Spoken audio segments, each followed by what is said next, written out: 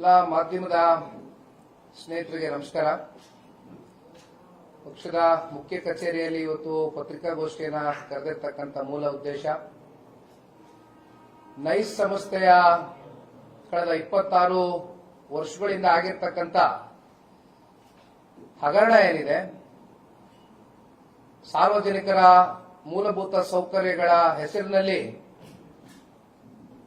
Nice ಸಂಸ್ಥೆ ಯಾವ ರೀತಿ ಹಂತ ಹಂತವಾಗಿ ಯಾವುದೇ ರೀತಿಯಾದಂತಹ ಅಭಿವೃದ್ಧಿಯನ್ನ ಪಡಿಸ್ತೀರಾ, ಸಾರ್ವಜನಿಕರ ಆಸ್ತಿಯನ್ನ ಕೂಡ ವಶಪಡಿಸಿಕೊಂಡು ಅಂತಿಮವಾಗಿ ಬಹಳ ಜನ ಇದರಲ್ಲಿ ರೈತರಿಗೂ ಕೂಡ ಪರಿಹಾರಗಳು ಸಿಕ್ಕಿದೀರಾ, ಸಾಕಷ್ಟು ಎಫೆಕ್ಟ್ ಆಗಿದೆ. ಜೊತೆಯಲ್ಲಿ ನಿರಂತರವಾಗಿ ಅಲ್ಲಿ ಸಂಚಾಲಕರು ಏನು ನಿರಂತರವಾಗಿ ನೈಸು ರಸ್ತೆಯನ್ನ ಉಪಯೋಗ ಮಾಡ್ತಾ ಇದ್ದಾರೆ, ಅವ್ರ ಮೇಲೂ ಕೂಡ ಸಾಕಷ್ಟು ಒತ್ತಡಗಳಿದೆ. ಎಕ್ಸಾರ್ಬರೆಂಟ್ ರೇಟ್ಸ್ ನ ನೈಸ್ ನ ಸಂಸ್ಥೆ ಹಾಕುವ ಮೂಲಕ ಪ್ರತಿನಿತ್ಯ ಓಡಾಡ್ತಕ್ಕಂಥ ಕಮ್ಯೂಟರ್ಸ್ ಏನಿದ್ದಾರೆ ಅವ್ರ ಮೇಲೂ ಕೂಡ ಸಾಕಷ್ಟು ಒತ್ತಡಗಳು ಏರ್ತಾ ಇರ್ತಕ್ಕಂಥದ್ದು ನಾವು ನೋಡ್ತಾ ಇದ್ದೇವೆ. ಈಗ ನಾವು ಇಲ್ಲಿ ಇವತ್ತಿನ ಪ್ರೆಸ್ ಮೀಟ್ ಮೂಲಕ ಮಾತಾಡೋದಕ್ಕೆ ಬಂದಿರತಕ್ಕಂಥ ಕೆಲವೊಂದಷ್ಟು ವಿಚಾರಗಳಿಷ್ಟೇ. ಬಹಳ ಸಿಂಪಲ್ ಆಗಿ ಹೇಳ್ತೀನಿ, ತುಂಬಾ ನಾನು ಎಳೆಯಕ್ಕೆ ಹೋಗೋದಿಲ್ಲ. ಆದ್ರೆ ಒಂದು ತಮ್ಮೆಲ್ರಿಗೂ ಗೊತ್ತಿದೆ, 1997ರಲ್ಲಿ ಫ್ರೇಮ್ವರ್ಕ್ ಅಗ್ರಿಮೆಂಟ್ ಅಂದ್ರೆ FWA ಅಂತ ನಾವೇನ್ ಕರಿತೀವಿ, ಆ ಫ್ರೇಮ್ವರ್ಕ್ ಅಗ್ರಿಮೆಂಟ್ ಅವತ್ತು ಸೈನ್ ಆಗುತ್ತೆ. ಆ ಫ್ರೇಮ್ವರ್ಕ್ ಅಗ್ರಿಮೆಂಟ್ ಅಲ್ಲಿರ್ತಕ್ಕಂಥ ಅಂಶಗಳು ಬಹಳ ಸ್ಪಷ್ಟವಾಗಿ ಉಲ್ಲೇಖ ಆಗಿರ್ತಕ್ಕಂಥ ವಿಚಾರ ಇಷ್ಟೇ. Bengaluru Mysuru express way 111 kilometre ಮಾಡ್ತೇವೆ ಅಂತಕ್ಕಂಥ ಒಪ್ಪಂದ ಆಗಿತ್ತು. ತದನಂತರ ಫೆರಿಫೆರಲ್ ರೋಡು 41 ಕಿಲೋಮೀಟರ್ ಮಾಡ್ತೀವಿ ಅಂತ ಹೇಳಿದ್ರು. ಲಿಂಕ್ ರಸ್ತೆ 9.8 ಕಿಲೋಮೀಟರ್ ಮಾಡ್ತೀವಿ ಅಂತ ಒಪ್ಪಂದ ಆಗಿತ್ತು. 5 ಯೋಜನಾ ಟೌನ್ಶಿಪ್ಗಳು ಕೂಡ ಆಗಬೇಕಾಗಿತ್ತು. ಜೊತೆಯಲ್ಲಿ ಒಂದಷ್ಟು ಟೋಲ್ ಪ್ಲಾಜಾಗಳು, ಸರ್ವಿಸ್ ರಸ್ತೆಗಳು, ಟ್ರಕ್ ಟರ್ಮಿನಲ್ಗಳು, ಇವೆಲ್ಲವೂ ಕೂಡ ಒಪ್ಪಂದ ಆದಂತ ಒಂದು ವಿಚಾರ. ಆದ್ರೆ ಇಲ್ಲಿ ಪ್ರಶ್ನೆ ಎಲ್ಲಿ ಉದ್ಭವ ಆಗುತ್ತೆ ಅಂದ್ರೆ, ಈ ಯೋಜನೆ ಸಂಪೂರ್ಣಗೊಂಡಿಲ್ಲ. ಇಲ್ಲಿ ಯೋಜನೆ ಸಂಪೂರ್ಣಗೊಳ್ಳದಿರ ಯಾವ 111 ಕಿಲೋಮೀಟರ್ ಎಕ್ಸ್ಪ್ರೆಸ್ ವೇ ಸನ್ಮಾನ್ಯ ದೇವೇಗೌಡರು ಸಾಹೇಬರು MOU ಸೈನ್ ಮಾಡಿದಾಗ 95ರಲ್ಲಿ ಆ ಒಂದು MOU ಅಲ್ಲಿ ಕ್ಲಿಯರ್ ಕಟ್ ಆಗಿ ಮೆನ್ಷನ್ ಆದಂತ ವಿಚಾರ, ಅವ್ರಿಗೆ ಅವತ್ತೇ ಆ ಒಂದು ದೂರದೃಷ್ಟಿ ಇತ್ತು. ಇವತ್ತು ನಾವೇನು ಈ 6 ಲೇನ್ ರಸ್ತೆ ಇವತ್ತು ಬೆಂಗಳೂರು ಮೈಸೂರು ರಸ್ತೆ ನೋಡ್ತಾ ಇದೀವಿ, ಆ ಎಕ್ಸ್ಪ್ರೆಸ್ ಹೈವೇ ಅವತ್ತೇ ಆಗ್ಬೇಕು ಅಂತಕ್ಕಂಥದ್ದು ದೇವೇಗೌಡರು MOU ನಲ್ಲಿ ಮೆನ್ಷನ್ ಮಾಡಿಸಿದ್ರು. ಬಟ್ ಅದು ಯಾವುದು ಕೂಡ ಆಗ್ಲಿಲ್ಲ. 5 ಕಿಲೋಮೀಟರ್ಗೆ ಅದು ಅಲ್ಲಿಗೆ ಅರ್ಧಕ್ಕೆ ನಿಂತೋಯ್ತು. ಅರ್ಧ ಅನ್ನೋದಕ್ಕೂ ಬರಲ್ಲ. 111 ಕಿಲೋಮೀಟರ್ 5 ಕಿಲೋಮೀಟರ್ ಅಂದ್ರೆ not even very limited percentage. ಅಲ್ಲಿಂದ ಅದು ಆಗ್ಲಿಲ್ಲ. ಜೊತೆಯಲ್ಲಿ ಈಗ ನಮ್ಮ ಮುಂದೆ ಇರ್ತಕ್ಕಂಥದ್ದು ನೋಡಿ, ಒಂದು ಸಣ್ಣ ಉದಾಹರಣೆ ಕೊಡ್ತೀನಿ ನಿಮ್ಗೆ. ಫೆರಿಫೆರಲ್ ರಸ್ತೆನಲ್ಲಿ 2193 ಎಕರೆಯಷ್ಟು ಭೂಸ್ವಾಧೀನ ಆಗಬೇಕಾಗಿತ್ತು ಫೆರಿಫೆರಲ್ ರಸ್ತೆಗೆ. ಆದ್ರೆ 554 ಹೆಚ್ಚುವರಿ ಭೂಸ್ವಾಧೀನವನ್ನ ಮಾಡ್ಕೊಳ್ತಾರೆ. ರೈತರ ಜಮೀನನ್ನ ಹೆಚ್ಚುವರಿ 554 ಎಕರೆಯಲ್ಲಿ ಭೂಸ್ವಾಧೀನ ಪಡಿಸ್ಕೊಳ್ತಾರೆ. ಅಂದ್ರೆ ಹೇಳಿದ್ದು 2193 ಬೇಕು ಎಕರೆ ಅಂತಕ್ಕಂಥದ್ನ ಹೇಳ್ತಾರೆ ಫೆರಿಫೆರಲ್ ರಸ್ತೆ ಮಾಡೋದಕ್ಕೆ. ಇದೊಂದು ಸಣ್ಣ ಉದಾಹರಣೆ. ಹೆಚ್ಚುವರಿ ಯಾವ ತರ ಇವರು ಎಕ್ಸೆಸ್ ಲ್ಯಾಂಡ್ ನ ರೈತರಿಂದ ಪಡ್ಕೊಂಡಿದ್ದಾರೆ ಅಂತ. ಯಾಕೆಂದ್ರೆ ಇಲ್ಲಿ ಅವ್ರು ಹೇಳಿದ್ದು ಇನಿಷಿಯಲಿ 20,900 ಚಿಲ್ಲರೆ ಎಕರೆಯಷ್ಟು ನಮ್ಗೆ ಈ ಒಂದು ಯೋಜನೆ ಸಂಪೂರ್ಣಗೊಳಿಸ್ತಕ್ಕಂಥದಕ್ಕೆ ನಮ್ಗೆ ಬೇಕಾಗಿರ್ತಕ್ಕಂಥ ಭೂಮಿ ಅಂತ ಹೇಳ್ತಾರೆ. ಬಟ್ ಇಲ್ಲಿ ಒಂದು ಫೆರಿಫೆರಲ್ ರಿಂಗ್ ರಸ್ತೆನಲ್ಲಿ 554 ಎಕರೆ ಜಾಸ್ತಿ ತಗೊಂಡಿದ್ದಾರೆ ಅನ್ನೋದು ನಾನು ಕ್ಲಿಯರ್ ಆಗಿ ಹೇಳ್ತಾ ಇದ್ದೀನಿ. It's a small example for you. ಜೊತೆಯಲ್ಲಿ ಇನ್ನೊಂದು ಪ್ರಮುಖವಾದಂತ ಅಂಶ ಏನಪ್ಪಾ ಅಂದ್ರೆ, ಇಲ್ಲಿ ಇದನ್ನ ಪಬ್ಲಿಕ್ ಇನ್ಫ್ರಾಸ್ಟ್ರಕ್ಚರ್ಗೆ ನೀವು ಯುಟಿಲೈಸ್ ಮಾಡಬೇಕಾಗಿತ್ತು. ಆದ್ರೆ ಇದನ್ನ ನೀವು ವೈಯಕ್ತಿಕವಾಗಿ ಒಂದಷ್ಟು ಪರಾಬರೆ ಮಾಡಿಕೊಂಡು, ಅಲ್ಲಿ ರಿಯಲ್ ಎಸ್ಟೇಟ್ ಮಾಡಿಕೊಂಡು, ಅಲ್ಲಿ ಜಾಯಿಂಟ್ ವೆಂಚರ್ಗಳು ಕೊಟ್ಕೊಂಡು, ಜಾಯಿಂಟ್ ಡೆವಲಪ್ಮೆಂಟ್ಗಳು ಕೊಟ್ಕೊಂಡು, ಜೊತೆಯಲ್ಲಿ ಗುತ್ತಿಗೆಗಳು ಕೊಟ್ಕೊಂಡು ಮಾರಾಟ ಮಾಡಿಕೊಂಡು ಪ್ರೈವೇಟ್ ಅವರಿಗೆ ಈ ತರ ಸಾರ್ವಜನಿಕರ ಆಸ್ತಿ ಪಾಸ್ತಿಯನ್ನ ಇವತ್ತು ತಗೊಂಡು ಯೋಜನೆ ಅಡಿ ನೀವು ವೈಯಕ್ತಿಕಕ್ಕೆ ಇವತ್ತು ನೀವು ಇದನ್ನ ಮಾಡ್ಕೊಂಡು ಹೊರಟ್ರಲ್ಲ ನೈಸ್ನ ಮಾಲೀಕರುಗಳು ಅನ್ನುವಂಥದ್ದು ದೊಡ್ಡ ಪ್ರಶ್ನೆ ಇವತ್ತು ನಮಗೆ ಮೂಡ್ತಾ ಇರ್ತಕ್ಕಂಥದ್ದು. ಜೊತೆಯಲ್ಲಿ ರಸ್ತೆಗಳು ಅಷ್ಟೇ.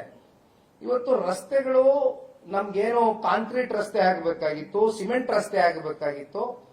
ಆದ್ರೆ ಒಂದ್ ರೀತಿ ಈ ತಾತ್ಕಾಲಿಕ ಡಾಂಬರೀಕರಣದ ರಸ್ತೆಗಳೇ ನೀವು ನೈಸು ಇಷ್ಟು ವರ್ಷವೂ ಕೂಡ ನೋಡ್ಲಿಕ್ಕೆ ನಿಮ್ ಕಣ್ ಮುಂದೆ ಸಿಕ್ಕಿದ್ದು.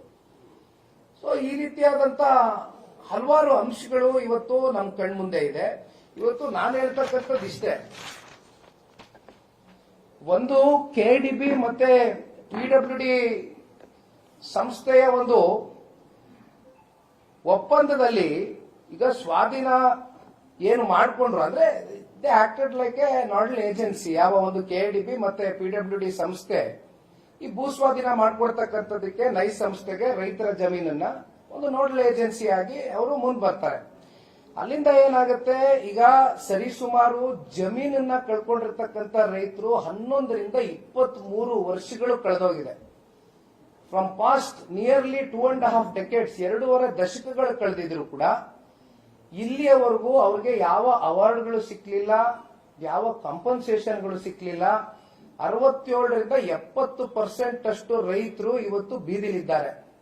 ಅವರ ಸ್ವಂತ ಜಮೀನನ್ನು ಕಳ್ಕೊಂಡು 10 ರೂಪಾಯಿ ಅವರಿಗೆ ಬಿಡುಗಡೆ ಸಿಕ್ಲಿಲ್ಲ, ಅವ್ರನ್ನ ಮೂಲೆಗೆ ಹಾಕಿದ್ರು. ಇನ್ನ ವಿಧಾನಮಂಡಲ ಜಂಟಿ ಸದನ ಸಮಿತಿಯಲ್ಲಿ ಒಂದು ವರದಿ ಕೊಡ್ತಾರೆ. ಆ ವರದಿಯಲ್ಲಿ ಏನಪ್ಪಾ ಉಲ್ಲೇಖ ಆಗಿದೆ ಅಂದ್ರೆ 22 ಪ್ರಮುಖ ಷರತ್ತುಗಳನ್ನ ಇವತ್ತೇನು ನೈಸ್ ಕಂಪನಿಗಳಿಗೆ ಹಾಕಿರ್ತಾರೆ. ಈ ಒಂದು ಯೋಜನೆ ಅಡಿ ಬರಬೇಕು 22 ಷರತ್ತುಗಳನ್ನ ಅವರೇನು ಒಪ್ಕೊಂಡಿರ್ತಾರೆ. ಅದರಲ್ಲಿ ಸರಿಸುಮಾರು 16 ಷರತ್ತುಗಳನ್ನ ಉಲ್ಲಂಘನೆ ಮಾಡಿದ್ದಾರೆ. It's very clear. ವಿಧಾನಮಂಡಲದ ಜಂಟಿ ಸದನ ಸಮಿತಿಯಲ್ಲಿ ಇರ್ತಕ್ಕಂಥ ವರದಿ ಇದು. ಹೌದು, 22 ಷರತ್ತುಗಳಲ್ಲಿ 16 ಷರತ್ತುಗಳು ಕೂಡ ಪೂರೈಕೆ ಆಗಿಲ್ಲ. This is also very clear. ಈಗ ಇಲ್ಲಿ ಹೈಕೋರ್ಟಿನ ಇತ್ತೀಚಿನ ಒಂದು ಆದೇಶದ ಪ್ರಕಾರವಾಗಿ ನಾವು ಮಾತನಾಡ್ತಕ್ಕಂಥದ್ದಾದ್ರೆ 2026ರ ಜುಲೈ ತಿಂಗಳಲ್ಲಿ ಬಂದಂತ ಹೈಕೋರ್ಟಿನ ಆದೇಶ ಬಹಳ ಸ್ಪಷ್ಟವಾಗಿ ಹೇಳ್ತಾ ಇದೆ, ಯಾರು ರೈತರು ಇದರಲ್ಲಿ ಭೂಮಿಯನ್ನ ಕಳ್ಕೊಂಡಿದ್ದಾರೆ ಅಂತ ರೈತರಿಗೆ ವಾಪಸ್ಸು ಆ ಭೂಮಿಯನ್ನ ಕೊಡಬೇಕಾಗ್ತದೆ. ಇವತ್ತು ರಾಜ್ಯ ಸರ್ಕಾರ ಇಂಟರ್ಫಿಯರೆನ್ಸ್ ಮಾಡಬೇಕಾಗ್ತದೆ ಈ ವಿಚಾರದಲ್ಲಿ. ಮೌನ ವಹಿಸಕ್ಕಾಗೋದಿಲ್ಲ. ನೀವು ಮೌನ ವಹಿಸ್ತೀರಾ ಅಂತ ಹೇಳಿದ್ರೆ ಮತ್ತೆ ಇಲ್ಲಿ ಬೇರೆ ರೀತಿ ನಾನಾ ರೀತಿಯಾದಂತ ಅರ್ಥಗಳು ರಾಜ್ಯದ ಜನತೆನೂ ಕೂಡ ಕಲ್ಪಿಸ್ಕೊಳ್ಬೇಕಾಗ್ತದೆ. ಯಾತಕ್ಕೋಸ್ಕರ ನೀವು ಮೌನವಾಗಿದ್ದೀರಿ ನನಗೆ ಗೊತ್ತಿಲ್ಲ. ಜೊತೆಯಲ್ಲಿ ಇವತ್ತು ನಮ್ಮ ಬೇಡಿಕೆಗಳು ಇರ್ತಕ್ಕಂಥದ್ದು ಬಹಳ ಸ್ಪಷ್ಟ. ಪ್ರತಿನಿತ್ಯ ಓಡಾಡ್ತಕ್ಕಂಥ ಇಲ್ಲಿ ಸಂಚಾರ ಮಾಡ್ತಕ್ಕಂಥ ಕಮ್ಯೂಟರ್ಸ್ ಏನಿದ್ದಾರೆ ಅವ್ರ ಮೇಲೆ ಇದು ಯಾಕೆ ಇಷ್ಟು ದೊಡ್ಡ ಹೊರೆಯನ್ನ ಹೊರಿಸ್ತಾ ಇದ್ದೀರಿ? ನೀವು ಇಲ್ಲಿ ಯಾವ್ದು ಕಂಪ್ಲೀಷನ್ ಮಾಡ್ಕೊಂಡಿಲ್ಲ. ಒಂದ್ ಕಡೆ ರೈತರಿಗೆ ಭೂಮಿ ಕಿತ್ಕೊಂಡಿದ್ದೀರಿ, ಆ ಭೂಮಿ ಕಾಂಪನ್ಸೇಷನ್ ಸಿಕ್ಕಿಲ್ಲ. ಮತ್ತೊಂದ್ ಕಡೆ ಇವತ್ತು ನೀವು ಇಲ್ಲಿ ಜನ ಪ್ರತಿನಿತ್ಯ ನೈಸ್ ರಸ್ತೆಯನ್ನ ಉಪಯೋಗ ಮಾಡ್ತಾ ಇದ್ದಾರೆ, ಅದನ್ನು ಕೂಡ ನೀವು ಎಕ್ಸಾರ್ಬರೆಂಟ್ ರೇಟ್ಸ್ ನ ಇಟ್ಕೊಂಡಿದ್ದೀರಿ, ಯಾವ್ದು ಕಂಪ್ಲೀಷನ್ಗಳು ಮಾಡ್ಕೊಂಡಿಲ್ಲ. ಯಾತಕ್ಕೋಸ್ಕರ ಜನ ಕಟ್ಟಬೇಕು, ಟೋಲ್ ಯಾತಕ್ಕೆ ಕಟ್ಟಬೇಕು ಜನ ಅಂತಕ್ಕಂಥದ್ದು ಈಗಾಗಲೇ ಸಾರ್ವಜನಿಕ ವಲಯದಲ್ಲಿ ಯಾವಾಗ ಸನ್ಮಾನ್ಯ ಕುಮಾರಣ್ಣ ಅವರು ಪ್ರಥಮವಾಗಿ ಈ ವಿಚಾರಕ್ಕೆ ಸಂಬಂಧಪಟ್ಟಂತೆ ಹೈಕೋರ್ಟ್ ಆರ್ಡರ್ನೇ ಮುಂದಿಟ್ಟು ಪ್ರೆಸ್ ಮೀಟ್ ಮಾಡಿದಂತ ಸಂದರ್ಭದಲ್ಲಿ ಬಹಳ ಜನಕ್ಕೆ ಅರಿವಾದಂಥದ್ದು ಯಾತಕ್ಕೋಸ್ಕರ ನಾವು ಟೋಲ್ ಅನ್ನ ಕಟ್ಟಬೇಕು ಅನ್ನೋಂಥದ್ದು. ಟೋಲ್ಗಳಲ್ಲಿ ಬಹಳ ಜನ ಸಾರ್ವಜನಿಕರು ಟೋಲ್ ಅನ್ನ ಕಟ್ಸ್ಕೊಳ್ತಕ್ಕಂಥ ವ್ಯಕ್ತಿಗಳ ಜೊತೆ ಮಾತನಾಡೋದನ್ನು ಕೂಡ ನಾವು ನೋಡಿದ್ದೇವೆ. ಈಗ ನಾವು ಇಲ್ಲಿ ನಿಮ್ಮ ಎದುರುಗಡೆ ಬಂದು ನಿಂತಿರ್ತಕ್ಕಂಥದ್ದು ಬಹಳ ಸ್ಪಷ್ಟ. ಇವತ್ತಿನ ವಿಚಾರ ಇಷ್ಟೇ, ನಥಿಂಗ್ ನೈಸ್ ಅನ್ನೋ ಒಂದು ಅಭಿಯಾನವನ್ನ ಇವತ್ತು ಜನತಾದಳ ಪಕ್ಷ ಒಂದು ವೆಬ್ಸೈಟ್ ಅನ್ನ ಲಾಂಚ್ ಮಾಡೋ ಮೂಲಕ ನಥಿಂಗ್ ನೈಸ್ ಅನ್ನೋ ಒಂದು ವೆಬ್ಸೈಟ್ ಅಲ್ಲಿ ಈಗ ಬಹುಶಃ ಪ್ಲೇ ಕಾರ್ಡ್ಸ್ ಎಲ್ಲ ಇಲ್ಲೇ ಇದೆ. ಸೊ ಇದರಲ್ಲಿ ಎಲ್ಲ QR ಕೋಡ್ಸ್ ಕೂಡ ಇದೆ. ವೆಬ್ಸೈಟ್ ನಲ್ಲಿ ಯಾವ್ಯಾವ ಅಂಶಗಳು ಸಾರ್ವಜನಿಕರಿಗೆ ದೊರಕಬೇಕು, ದಿನನಿತ್ಯ ಓಡಾಡ್ತಕ್ಕಂಥ ಜನಸಾಮಾನ್ಯರಿಗೆ ಈ ಅಂಶಗಳಲ್ಲಿ ಏನೇನು ಅವರಿಗೆ ಸ್ಪಷ್ಟತೆಯನ್ನ ಅವರು ಕೇಳ್ತಾ ಇದ್ದಾರೆ. ಯಾಕೆಂದ್ರೆ ಅಲ್ಲಿ ಇರ್ತಕ್ಕಂಥವ್ರು ನಮ್ಗೆ ಯಾರು ಕೂಡ ಸಂಸ್ಥೆಯಿಂದ ಹೇಳಿಲ್ಲ ನೀವು ಟೋಲ್ ಕಟ್ಟಿಯೇ ಹೋಗ್ಬೇಕು ಅಂತಕ್ಕಂಥದ್ದೇನು ಹೇಳ್ತಾ ಇದ್ದಾರೆ. ವೆಬ್ಸೈಟ್ ಅನ್ನ ಲಾಂಚ್ ಮಾಡ್ತಾ ಇದ್ದೇವೆ. ಇದು ಒಂದು ಅಭಿಯಾನ, ಜನರ ಪರವಾದಂತ ಒಂದು ಅಭಿಯಾನ. ಇದು ಒಂದು ಜನಾಂದೋಲನ ಆಗಬೇಕು ಅಂತಕ್ಕಂಥದ್ದು. ಇದು ಕೇವಲ ನಿಖಿಲ್ ಕುಮಾರಸ್ವಾಮಿ ಆಗಲಿ ಅಥವಾ ಜನತಾದಳ ಪಕ್ಷದವ್ರದ ಒಂದು ಮನಸ್ಥಿತಿ ಅಷ್ಟೇ ಅಲ್ಲ. ಯಾತಕ್ಕೋಸ್ಕರ ಇವತ್ತು ಟೋಲ್ ಅನ್ನ ಕಟ್ಟಬೇಕು, ಯಾತಕ್ಕೋಸ್ಕರ ಇವತ್ತು ಟೋಲ್ ಅನ್ನ ಕಟ್ಟಬಾರದು ಅಂತಕ್ಕಂಥದ್ದು ಅಲ್ಲಿ ಜಡ್ಜ್ಮೆಂಟ್ ಕಾಪಿಗಳು, ಪ್ರತಿಯೊಂದು ಎಲ್ಲ ಅಂಶಗಳನ್ನು ಕೂಡ ನಾವು ವೆಬ್ಸೈಟ್ ನಲ್ಲಿ ನಾವೆಲ್ರಿಗೂ ಕೂಡ ಸ್ಪಷ್ಟವಾಗಿ ಅರ್ಥ ಆಗ್ತಕ್ಕಂಥದ್ದಕ್ಕೆ ಇವತ್ತು ವೆಬ್ಸೈಟ್ ಅನ್ನ ಲಾಂಚ್ ಮಾಡ್ತಾ ಇದ್ದೇವೆ. ಇಂದಿನಿಂದ ಈ ಒಂದು ನಥಿಂಗ್ ನೈಸ್ ಚಳುವಳಿಯನ್ನ, ಈ ಒಂದು ಅಭಿಯಾನವನ್ನ ಜನತಾದಳ ಪಕ್ಷ ಇವತ್ತು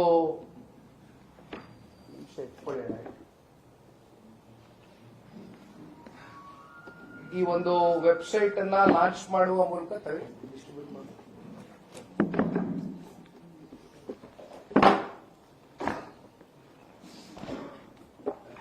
ನನಗೆ ತುಂಬಾ ಜನ ಸೋಷಿಯಲ್ ಮೀಡಿಯಾ ನನ್ನ ಪ್ಲಾಟ್ಫಾರ್ಮ್ಗಳಲ್ಲಿ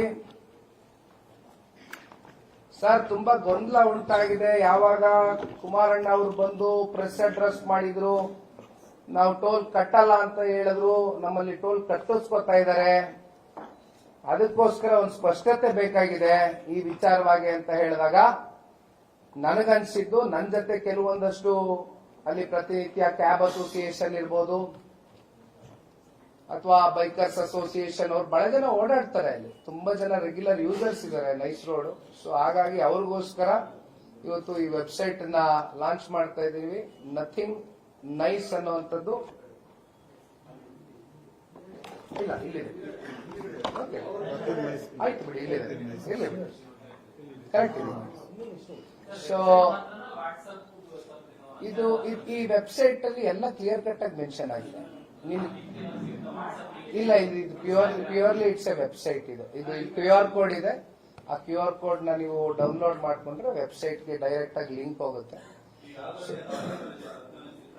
ಈಗ ಆಲ್ರೆಡಿ ಇದೆ, ಚಾಲ್ತಿಲಿದೆ, ಇಟ್ಸ್ ವರ್ಕಿಂಗ್. ಈಗ ಆಲ್ರೆಡಿ ವರ್ಕಿಂಗ್ ಅಲ್ಲಿ ಇದೆ. ಅದು ಈ ಕೂಡಲೇ ಬೇಕಾದ್ರೆ ನೀವು ಸ್ಕ್ಯಾನ್ ಮಾಡಿ ಇದರೊಳಗಡೆ ಏನಿದೆ ಈ ವೆಬ್ಸೈಟ್ ಅಲ್ಲಿ ಅನ್ನೋದನ್ನ ಎಲ್ಲ ಅಂಶಗಳು ಕೂಡ ಸಂಪೂರ್ಣವಾಗಿ ಜನರಿಗೆ ಬಹಳ ಸುಲಭವಾಗಿ ಅರ್ಥ ಆಗ್ತಕ್ಕಂಥದ್ದಕ್ಕೆ ಯಾವ ರೀತಿ ನಾವು ಒಂದು ಸ್ಪಷ್ಟತೆಯನ್ನ ಮೂಡಿಸಬೇಕು, ಅವೆಲ್ಲವೂ ಕೂಡ ಈ ನೈಸಿನ ಹಗರಣಕ್ಕೆ ಸಂಬಂಧಪಟ್ಟಂತೆ ನಾವು ಈ ವೆಬ್ಸೈಟ್ ಅನ್ನ ಲಾಂಚ್ ಮಾಡ್ತಾ ಇದ್ದೇವೆ.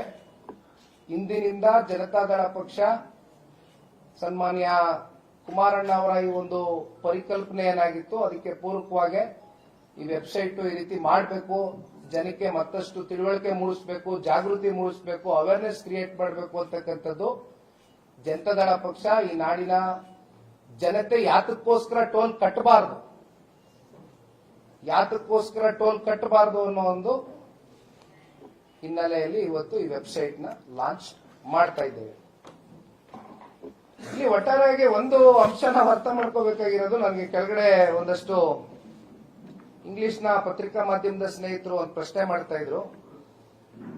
ನೀವು ಬಿಡದಿ ವಿಚಾರ ಬಂದ್ರು ರಿಯಲ್ ಎಸ್ಟೇಟೆ, ನೈಸ್ ವಿಚಾರ ಬಂದ್ರು ರಿಯಲ್ ಎಸ್ಟೇಟೆ, ಇದೇನೋ ಹೊಸದಾಗಿ ಒಂದು ಬಿಲ್ ಅನ್ನು ಇಂಟ್ರೊಡ್ಯೂಸ್ ಮಾಡಿದ್ದಾರೆ. 5% ಪಾರ್ಕ್ ನ ಯೂಸ್ ಮಾಡ್ತೀವಿ ಅಂದ್ರೆ, ಇವತ್ತು ಲಾಲ್ ಬಾಗು ಕಬನ್ ಪಾರ್ಕ್ ನ ಉದಾಹರಣೆ ಕೊಡೋದಾದ್ರೆ 18 ಎಕರೆ 12.5 ಎಕರೆ ಸರಿ ಸುಮಾರು 30 ಎಕರೆ ಇವತ್ತು 5%. ಅಲ್ಲೂ ಕೂಡ ಏನೋ ವಾಣಿಜ್ಯ ಕಟ್ತೀವಿ, ಏನೋ ಸಮ್ ಕಮರ್ಷಿಯಲ್ ಆಕ್ಟಿವಿಟೀಸ್ ನ ಮಾಡ್ತೀವಿ ಅಂತ ಹೇಳ್ತಾರೆ. ನನಗೆ ಒಂದು ಇದೆಲ್ಲ ನೋಡಿದಾಗ ಅನ್ಸೋದು, ಸರ್ಕಾರ ರಿಯಲ್ ಎಸ್ಟೇಟ್ ಪರವಾಗಿದೆ. ಇತ್ತೀಚೆಗೆ ನೂತನವಾಗಿ ಮುಖ್ಯಮಂತ್ರಿಗಳಾಗಿ ಆಯ್ಕೆಯಾಗಿರ್ತಕ್ಕಂಥವ್ರು ಸಾರ್ವಜನಿಕರ ಹಿತಾಸಕ್ತಿಯ ದೃಷ್ಟಿಯಿಂದ ನಡ್ಕೊಳ್ತಾರೆ ಅಂತಕ್ಕಂಥದ್ದನ್ನ ನಾವೆಲ್ಲರೂ ಕೂಡ ಆಲೋಚನೆ ಮಾಡಿದ್ವಿ. ಆದ್ರೆ ವಿಪರ್ಯಾಸ ಏನಪ್ಪಾ ಅಂತ ಹೇಳಿದ್ರೆ, ಇಲ್ಲಿ ಮುಖ್ಯಮಂತ್ರಿಗಳು ಯಾವುದೋ ಒಂದು ರಿಯಲ್ ಎಸ್ಟೇಟ್ ನ ಫರ್ಮ್ ನ ಸಿಇಒ ಆಗಿ ಕಾಣ್ತಾ ಇದ್ದಾರೆ ನಮ್ಮ ಕಣ್ಮುಂದೆ. ಎಲ್ಲಾದ್ರಲ್ಲೂ ರಿಯಲ್ ಎಸ್ಟೇಟ್ ಮಾಡ್ತಕ್ಕಂಥವ್ರಿಗೆ ಉತ್ತೇಜನ ಕೊಟ್ಕೊಂಡು, ಅದರಲ್ಲಿ ಸರ್ಕಾರನೇ ಬಹಳ ಪ್ರಮುಖವಾದಂತ ಪಾತ್ರ ವಹಿಸಿ, ಅದರಲ್ಲೂ ನಮ್ಮ ನಾಡಿನ ಗೌರವಾನ್ವಿತ ಮುಖ್ಯಮಂತ್ರಿಗಳು ರಿಯಲ್ ಎಸ್ಟೇಟ್ ಫರ್ಮ್ ನ ಸಿಇಒ ಆಗಿ ಬಹಳ ಸ್ಪಷ್ಟವಾಗಿ ಕಾಣ್ತಾ ಇದ್ದಾರೆ. ಯಾತಕ್ಕೆ ಈ ವಿಚಾರದಲ್ಲಿ ಇಷ್ಟೆಲ್ಲ ಹೈಕೋರ್ಟ್ ಹೇಳಿದ್ರು ಕೂಡ ರೈತರಿಗೆ ಅನ್ಯಾಯ ಆಗಿದೆ, ಎಕ್ಸೆಸ್ ಲ್ಯಾಂಡ್ ತಗೊಂಡಿದ್ದೀರಿ, ರೈತರಿಗೆ ಕಂಪನ್ಸೇಷನ್ ಸಿಕ್ಕಿಲ್ಲ, ರೈತರನ್ನು ಉಳಿಸಿ ಯೋಜನೆ ಹೆಸರಿನಲ್ಲಿ ಯಾವ ಒಂದು ಪಬ್ಲಿಕ್ ಇನ್ಫ್ರಾಸ್ಟ್ರಕ್ಚರ್ ಡೆವಲಪ್ಮೆಂಟ್ ಆಗಬೇಕಾಗಿತ್ತು ಅದು ಕೂಡ ಅಪೂರ್ಣ ಆಗಿದೆ, ಅದು ಪೂರ್ಣಗೊಳಿಸಿಲ್ಲ, ಎಲ್ಲ ಉಲ್ಲಂಘನೆ ಆಗಿದೆ. FWA ಯಾವುದು ನಾಟ್ ಈವನ್ 5 to 10% ಕೂಡ ನಿಮ್ ಕಣ್ಮುಂದೆ ಹೇಳಿದೀನಿ. ಪಿರಿಪಿರಲ್ ರೋಡ್ಗಳಿಲ್ಲ, ಲಿಂಕ್ ರೋಡ್ಗಳಿಲ್ಲ, ತಾತ್ಕಾಲಿಕ ಡಾಂಬರೀಕರಣ ರಸ್ತೆಗಳು, 111 ಕಿಲೋಮೀಟರ್ ಎಕ್ಸ್ಪ್ರೆಸ್ ವೇ ಆಗಿಲ್ಲ. ಯಾತಕ್ಕೆ ಮತ್ತೆ 20,000 ಎಕರೆ ನೈಸ್ ಸಂಸ್ಥೆ ಅಡಿಯಲ್ಲಿ 26 ವರ್ಷದಿಂದ ಏನ್ ಮಾಡ್ತಾ ಇದೆ?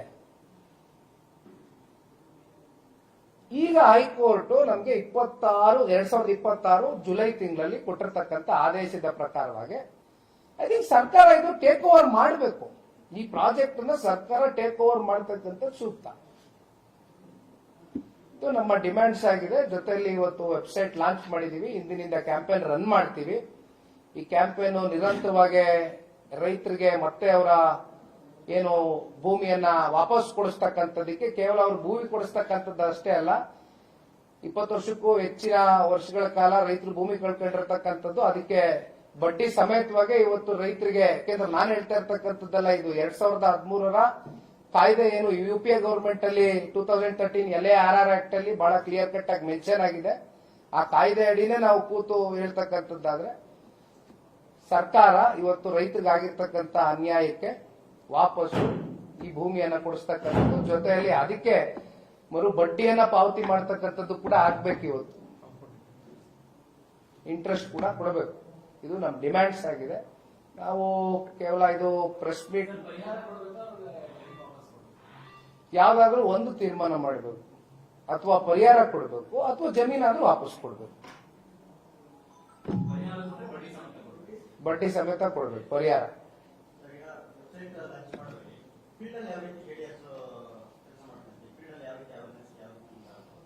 ಈಗ ಜನತಾದಳ ಪಕ್ಷಕ್ಕೆ, ಅದರಲ್ಲೂ ನಿಖಿಲ್ ಕುಮಾರಸ್ವಾಮಿಗೆ ಅವಕಾಶ ಇರೋದು ಫೀಲ್ಡ್ ಅಲ್ಲಿ ಕೆಲಸ ಮಾಡಕ್ಕೆ ಅಲ್ವಾ? ಸದನದೊಳಗಡೆ ಮಾತಾಡೋ ಅವಕಾಶ ಇನ್ನೂ ಸಿಕ್ಕಿಲ್ಲ. ಹಾಗಾಗಿ ನೀವು ಬಿಡದಿ ವಿಚಾರನ ನೋಡಿದಿರಿ. 2025 ಜನವರಿ ತಿಂಗಳಲ್ಲಿ ಕೈಗೆತ್ಕೊಂಡಂತದ್ದು ಬಿಡದಿ ಹೋರಾಟ. ಅಂದಿನಿಂದ ಇಂದಿನವರೆಗೂ ಕೂಡ ಅಲ್ಲೂ ಕೂಡ ನಾವು ಗಟ್ಟಿ ನಿಲುವಿಂದ ರೈತರ ಜೊತೆ ನಿಂತ್ಕೊಂಡಿದ್ದೀವಿ. ಸೊ ಒಟ್ಟಾರೆಯಾಗಿ ರಿಯಲ್ ಎಸ್ಟೇಟ್ ಸರ್ಕಾರದ ವಿರುದ್ಧವಾಗಿ ಜನತಾದಳ ಪಕ್ಷ ಬೀದಿಗಿಳಿಯುತ್ತೆ, ಅತಿ ಶೀಘ್ರದಲ್ಲೇ ಬೀದಿಗಿಳಿಯುತ್ತೆ. ಅಲ್ಲ, ಫಾರ್ಮ್ ತುಂಬಾ ಸಿಂಪ್ಲಿಫೈಡ್ ವರ್ಷನ್ ಸರ್. ಅಲ್ಲ, ಏನಿಲ್ಲ, ಅವ್ರನ್ನ ಕಾಂಟ್ಯಾಕ್ಟ್ ಮಾಡ್ತೀವಿ. ಯಾಕಂದ್ರೆ ನನಗೆ ತುಂಬಾ ಜನ ಕಾಂಟ್ಯಾಕ್ಟ್ ಮಾಡ್ತಿದ್ದಾರೆ. ನನ್ನ ಸೋಷಿಯಲ್ ಮೀಡಿಯಾ ಪ್ಲಾಟ್ಫಾರ್ಮ್ಗಳಲ್ಲಿ, ನನ್ನ ಫೇಸ್ಬುಕ್, ಇನ್ಸ್ಟಾಗ್ರಾಮ್ ಪೇಜ್ಗಳಲ್ಲಿ ತುಂಬಾ ಜನ ನನ್ನ ಕಾಂಟ್ಯಾಕ್ಟ್ ಮಾಡ್ತಿದ್ದಾರೆ. ಸರ್, ಏನ್ ಮಾಡ್ಬೇಕು, ನಮಗೆ ಒಂದು ಗೊಂದಲದ ವಾತಾವರಣ, ಗೊಂದಲದ ಗೂಡಾಗಿದೆ ನಮ್ಮ ತಲೆ ಇವತ್ತು. ಯಾಕಂದ್ರೆ ಅಲ್ಲಿ ನೋಡಿದ್ರೆ ಟೋಲ್ ಕಟ್ಬೇಕು ಅಂತಾರೆ, ಕುಮಾರಸ್ವಾಮಿ ಅವ್ರು ನೋಡಿದ್ರೆ ಟೋಲ್ ಕಟ್ಬೇಡಿ ಅಂತಾರೆ. ಏನ್ ಮಾಡ್ಬೇಕು ಅಂತ ಜನ ಕೇಳ್ತಾ ಇದ್ದಾರೆ. ಅಲ್ಲ, ವೆಬ್ಸೈಟ್ ಅಲ್ಲಿ ಎಲ್ಲ ಅಂಶಗಳು ಕ್ಲಿಯರ್ ಆಗಿ, ಟೋಲ್ ಕಟ್ಟಬಾರ್ದು ಅನ್ನೋದಕ್ಕೆ ವೆಬ್ಸೈಟ್, ಟೋಲ್ ಯಾಕೆ ಕಟ್ಟಬಾರ್ದು ಅನ್ನೋದಕ್ಕೆ ಎಲ್ಲಾ ರೀತಿಯಾದಂತಹ ಅಂಶಗಳು ಈ ವೆಬ್ಸೈಟ್ ನಲ್ಲಿ ಸಂಪೂರ್ಣವಾಗಿ ಮಾಹಿತಿ ಸಿಗುತ್ತೆ.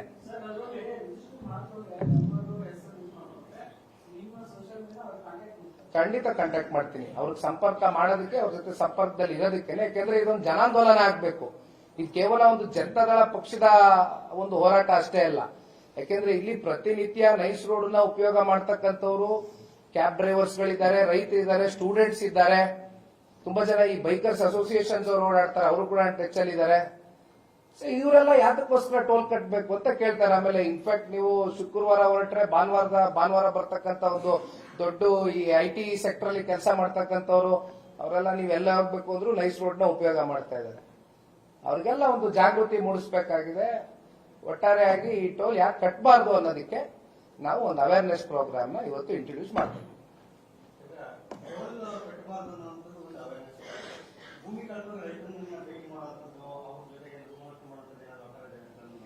ಅಲ್ಲ, ಈಗ ಸನ್ಮಾನ್ಯ ಕುಮಾರಣ್ಣವರು ಈಗಾಗಲೇ ಕರೆ ಕೊಟ್ಟಿದ್ದಾರೆ. ಯಾರ್ಯಾರು ಭೂಮಿ ಕಳ್ಕೊಂಡಿದ್ದಾರೆ, ಯಾರ್ಯಾರ ಹೆಸರಲ್ಲಿ ಪಾಣಿ ಇತ್ತು, ಯಾರ್ಯಾರ್ದು ಎಷ್ಟೆಷ್ಟು ಎಕ್ಸ್ಟೆಂಟ್ ಆಫ್ ಭೂಮಿ ಹೋಗಿದೆ, ಎಷ್ಟು ಎಕ್ಸೆಸ್ ಭೂಮಿ ಈಗಾಗಲೇ ಪಡ್ಕೊಂಡಿದ್ದಾರೆ, ಅಂದ್ರೆ ಥ್ರೂ KDB LPWD ಆಗಿರ್ತಕ್ಕಂತ ಒಂದು ಅಕ್ವಿಸಿಷನ್ ಏನಿದೆ, ಅದರಲ್ಲಿ ಎಷ್ಟು ಯುಟಿಲೈಸ್ ಆಗಿಲ್ಲ, ಯಾರಿಗೆ ಅವಾರ್ಡ್ಗಳು ಸಿಕ್ಕಿಲ್ಲ, ಕಾಂಪನ್ಸೇಷನ್ ಸಿಕ್ಕಿಲ್ಲ, ಅವರೆಲ್ಲ ಬನ್ನಿ ಅಂತಕ್ಕಂಥದ್ದು ಹೇಳಿದ್ದೇವೆ. ಇಲ್ಲಿ ಯಾವುದೋ ಒಂದು ವರ್ಗ ಎರಡು ವರ್ಗ ಅಂತಕ್ಕಂಥದ್ದಲ್ಲ, ಅದು ರೈತರೇ ಇರ್ಬೋದು, ಮತ್ತಿನ್ಯಾರೇ ಇರ್ಬೋದು, ರಸ್ತೆನ ಉಪಯೋಗ ಮಾಡ್ತಕ್ಕಂಥವ್ರು ಎಲ್ಲರಿಗೂ ಜನತಾದಳ ಪಕ್ಷ ನಿಲ್ಲುತ್ತೆ ಈ ಒಂದು ಯೋಜನೆ ವಿರುದ್ಧವಾಗಿ.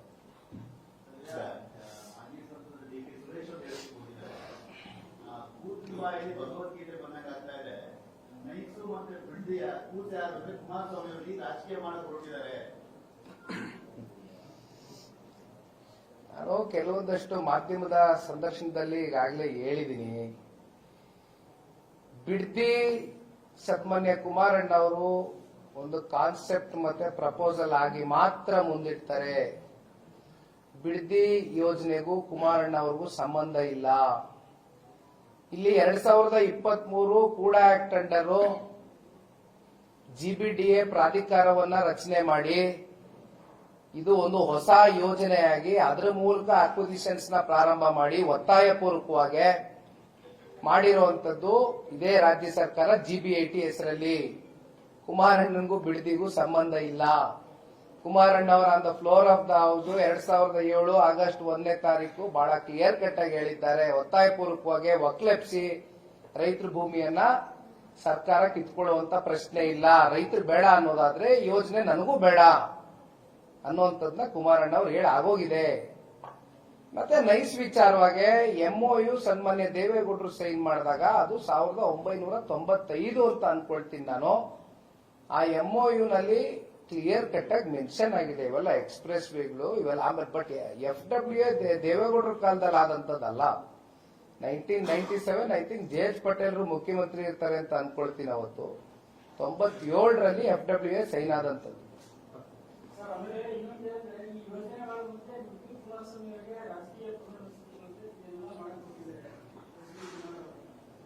ಅಲ್ಲ ನೋಡಿ, ಈಗ ನಮ್ಮನ್ನ ವಿರೋಧ ಮಾಡ್ತಕ್ಕಂಥವ್ರು ರಾಜಕೀಯವಾಗಿ ಅವ್ರಿಗೇನ್ ಬೇಕಾದ್ರೂ ಅವ್ರು ಮಾತಾಡ್ಬೋದು.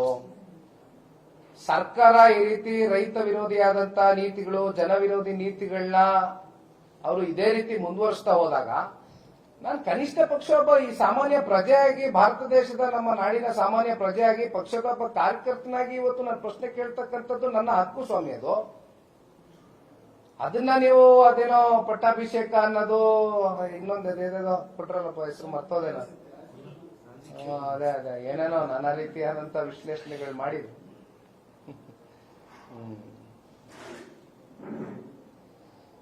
ಏನೋ ಹೊಸ ವಿಚಾರ ಏನೋ ಗಮನಕ್ಕೆ ಬಂತು.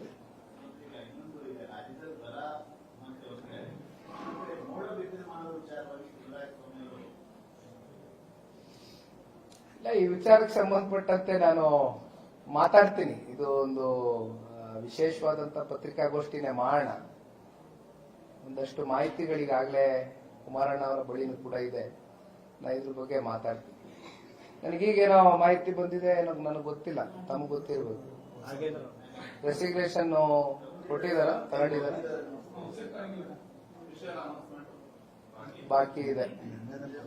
ಈಗ ನಿನ್ನೆ ಡೆಲ್ಲಿನಲ್ಲಿ ಪತ್ರಿಕಾ ಮಾಧ್ಯಮದ ಸ್ನೇಹಿತರಿಗೆ ಮುಖ್ಯಮಂತ್ರಿಗಳು ಮಾತಾಡಬೇಕಾದ್ರೆ ಅವ್ರ ಮಾತಿನ ಶೈಲಿ, ಆ ದಾಟಿನ ಅರ್ಥ ಮಾಡ್ಕೊಂಡಾಗ ಬಹುಶಃ ರೆಸಿಗ್ನೇಷನ್ ಕೊಡಿಸುವಂತಹ ಆಲೋಚನೆಗಳು ಆ ಒಂದು ಮೂಡಲ್ಲಿ ಈಗಾಗಲೇ ಬಂದಾಗಿದೆ ನಿನ್ನೆನೆ ಅಂತಕ್ಕಂಥದ್ದು ಬಹಳ ಮಾಧ್ಯಮಗಳಲ್ಲೂ ಕೂಡ ಚರ್ಚೆ ಆಯಿತು, ನಾವು ನೋಡ್ತಾ ಇದ್ವು. ಒಟ್ಟಾರೆಯಾಗಿ ಈಗ ನಾಗೇಂದ್ರ ಅವರ ರೆಸಿಗ್ನೇಷನ್ ಸಂಬಂಧಪಟ್ಟಂತೆ ವಿಚಾರವಾಗಿ ಹಿಂದೆನೂ ಮೂಡ ಪಾದಯಾತ್ರೆ ಮಾಡಿದಾಗ ಆಗ್ಲೇ ಇದು ವಾಲ್ಮೀಕಿ ನಿಗಮದಲ್ಲಿ ಹಗರಣ ಮುನ್ನೆಲೆಗೆ ಬಂದಿತ್ತು. ಆಗ್ಲೂ ಕೂಡ ಇದನ್ನ ಚರ್ಚೆ ಮಾಡಿದ್ದೇವೆ. ಇತ್ತೀಚೆಗೆ ಸದನದ ಒಳಗಡೆ ಜನತಾದಳ ಪಕ್ಷ ಮತ್ತೆ ಬಿಜೆಪಿ ನಮ್ಮ ಮಿತ್ರ ಪಕ್ಷ ಇಬ್ರು ಒಟ್ಟಾಗೆ ಈ ರಾಜೀನಾಮೆಯನ್ನ ಕೋರಿ ಬಹಳ ಗಟ್ಟಿ ನಿಲುವಿಂದ, ಹೆಚ್ಚು ಕಮ್ಮಿ ಅದೊಂದು ಕಾರಣದಿಂದ ಇವತ್ತು ಸದನನೇ ನಡೀಲಿಲ್ಲ. ಈಗ ತಾವು ಕೇಳ್ದಂಗೆ ನಿನ್ನೆ ಏನೋ 102 ತಾಲೂಕುಗಳು ಬರಪೀಡಿತ ತಾಲೂಕುಗಳು ಅಂತಕ್ಕಂಥದ್ದು KSNDMC 101 KSNDMC ಕಡೆಯಿಂದ ಅದು ವರದಿ ಪ್ರಕಟ ಆಗಿದೆ. ಸರ್ಕಾರದ ಕಡೆಯಿಂದ ಅಧಿಕೃತವಾಗಿ ಹೇಳಿದ್ದಾರೆ. ಈಗ ನನಗೆ ಅತ್ಯಂತ ನೋವಿನ ಸಂಗತಿ ಏನಪ್ಪಾ ಅಂತ ಹೇಳಿದ್ರೆ, ಅದರಲ್ಲೂ ಕಲ್ಯಾಣ ಕರ್ನಾಟಕ ಸೆಕ್ಟರ್ ಅಲ್ಲಿ ನಾವೆಲ್ಲರೂ ಕೂಡ ಒಂದು ತಂಡ ಮಾಡಿಕೊಂಡು ಪರಿಶೀಲನೆ ಮಾಡಿದ ಒಂದು ಸಂದರ್ಭದಲ್ಲಿ ಅಲ್ಲಿ ರೈತರು ಕಳೆದ ವರ್ಷ ಅತಿವೃಷ್ಟಿ ಆಯ್ತು, ಈ ವರ್ಷ ಅನಾವೃಷ್ಟಿ ಆಯ್ತು. ಆದ್ರೆ ಅದ್ರ ಬಗ್ಗೆ ಚರ್ಚೆ ಮಾಡ್ತಕ್ಕಂಥದಕ್ಕೆ ಸರ್ಕಾರನೂ ಕೂಡ ಅವಕಾಶ ಮಾಡಿಕೊಡ್ಬೇಕಾಗಿತ್ತು. ಇಷ್ಟು ಎಳಿತಕ್ಕಂಥ ಅಗತ್ಯತೆ ಏನಿರಲಿಲ್ಲ. ಆಮೇಲೆ ಈಗ 138 140 ದಾಖಲೆ ಪ್ರಮಾಣದಲ್ಲಿ ಇವತ್ತು ಶಾಸಕರನ್ನ ಹೊಂದಿದ್ದಾರೆ ರಾಜ್ಯ ಸರ್ಕಾರ. ಮತ್ತೆ ಆರೋಪ ಇರ್ತಕ್ಕಂಥವ್ರನ್ನೇ ಮತ್ತೆ ಸಚಿವ ಸ್ಥಾನವನ್ನ ಕೊಡ್ತಕ್ಕಂಥ ಅಗತ್ಯತೆ ಏನಿತ್ತು? ಬೇರೆ ಯಾರು ಸಮರ್ಥವಾಗಿ ಇಲ್ಲಿ ಕೆಲಸ ಮಾಡ್ತಕ್ಕಂಥದಕ್ಕೆ ಅವರಲ್ಲಿ ಯಾರು ಕೂಡ ಕಾಣ್ಲಿಲ್ವಾ ಅವಕಾಶ ಕೊಡೋದಕ್ಕೆ? ಯಾಕೆ ಇಷ್ಟೆಲ್ಲ ಗೊಂದಲ ಕ್ರಿಯೇಟ್ ಆಯ್ತು? ಕುಮಾರಣ್ಣ ಅವ್ರು ಅವತ್ತು ಹೇಳಿದ್ರು ಅದೇನೋ ಪೇಮೆಂಟ್ ಕೋಟಾ ಮ್ಯಾನೇಜ್ಮೆಂಟ್ ಕೋಟಾ ಅಂತ. ಅದು ಇವತ್ತು ಬಹುಶಃ ಎಲ್ರ ಬಾಯಲ್ಲೂ ಇದೆ, ಅದೊಂದು ಜಗತ್ ಜಾಹಿರ. ಅದು ಯಾರು ಎಷ್ಟೆಷ್ಟು ಅಪ್ ಫ್ರಂಟ್ ಏನಾಗಿದೆ, ಬಿಫೋರ್ ಏನು, ಆಫ್ಟರ್ ಏನು, ಬಹುಶಃ ಆಫ್ಟರ್ ಗೊತ್ತಾಗಲ್ಲ, ಈಗ ಹೋಗ್ತಾ ಹೋಗ್ತಾ ಗೊತ್ತಾಗುತ್ತೆ. ಬಿಫೋರ್ ಒಂದಷ್ಟು ಚರ್ಚೆಗಳ ಬಂದಿದೆ ಗಮನಕ್ಕೆ.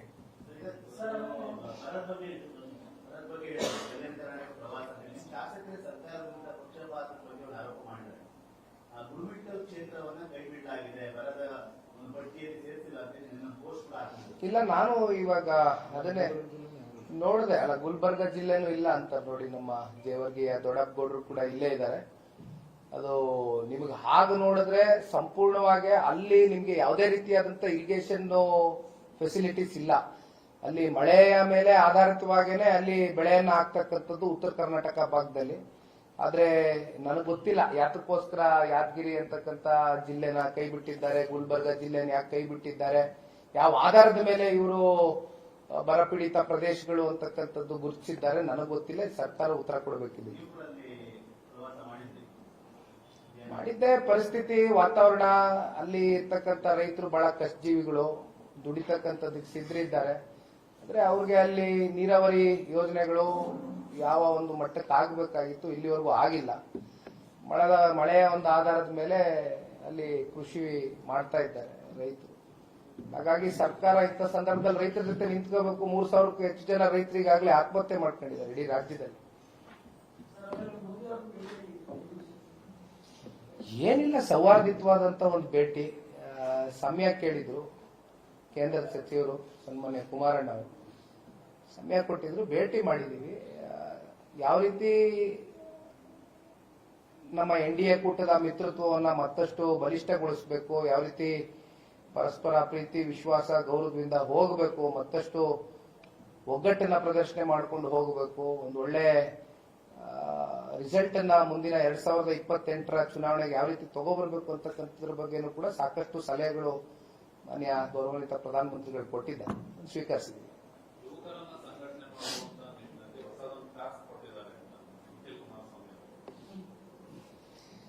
ಅಲ್ಲ, ಈಗ ಆಯಾ ಕಾಲಕ್ಕೆ ಬದಲಾವಣೆಗಳು ಕಾಣಬೇಕು ಅಂತಕ್ಕಂಥದ್ದಾದ್ರೆ ಯುವಕರು, ಅದರಲ್ಲೂ ಈಗ ಯುವಕರಿಗೆ ಆಗ್ತಾ ಇರ್ತಕ್ಕಂಥ ಅನ್ಯಾಯಗಳ ವಿರುದ್ಧವಾಗಿ ಇವತ್ತು ಪಾರ್ಟಿಸಿಪೇಷನ್ ಮಾಡಬೇಕಾಗ್ತದೆ. ಯಾಕಂದ್ರೆ ಸಾಕಷ್ಟು ಸರ್ಕಾರಿ ರಿಕ್ರೂಟ್ಮೆಂಟ್ಸ್ ಗಳಾಗಿಲ್ಲ, ಅಪಾಯಿಂಟ್ಮೆಂಟ್ಸ್ ಗಳು ಕೊಟ್ಟಿಲ್ಲ.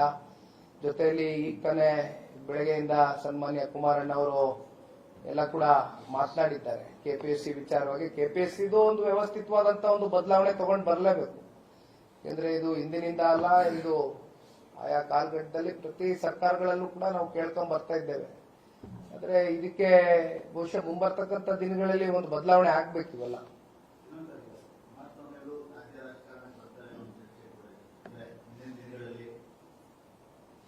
ಅಲ್ಲ, ನೋಡೋಣ ಕಾಲ ಬಂದಾಗ. ಈಗ ಕುಮಾರಸ್ವಾಮಿ ಅವರು ರಾಜ್ಯ ರಾಜಕಾರಣದ ಅನುಭವವನ್ನೇ ಮುಂದಿಟ್ಕೊಂಡೇ ಕೇಂದ್ರದಲ್ಲಿ ಸಚಿವ ಸ್ಥಾನ ಕೊಟ್ಟರದು.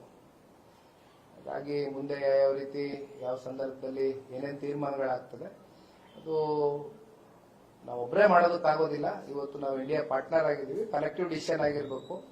ಮೇಲ್ಮಟ್ಟದಲ್ಲೂ ಕೂಡ ಇವತ್ತು ಕೇಂದ್ರದ ನಾಯಕರುಗಳ ಜೊತೆ ಕೂತು ಚರ್ಚೆ ಮಾಡಿ ಸೂಕ್ತ ಸಮಯದಲ್ಲಿ ಸೂಕ್ತ ನಿರ್ಧಾರಗಳು ತಗೊಳ್ತಾರೆ.